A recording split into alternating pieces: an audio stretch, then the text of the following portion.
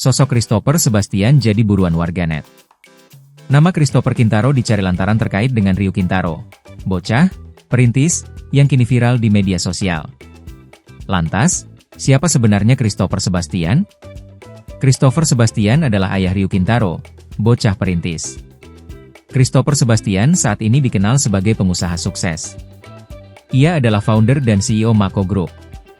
Mako Group adalah perusahaan yang bergerak di bidang distribusi berbagai merek kaca film di Indonesia.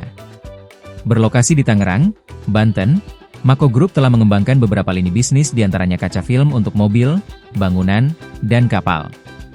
Christopher mempunyai merek kaca ternama seperti First Class hingga 3M, importir dan distributor resmi.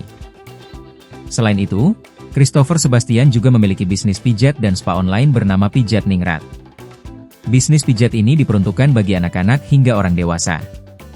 Pria kelahiran 11 Januari ini pernah bekerja di bagian periklanan di salah satu anak perusahaan PT Gudang Garam Tbk.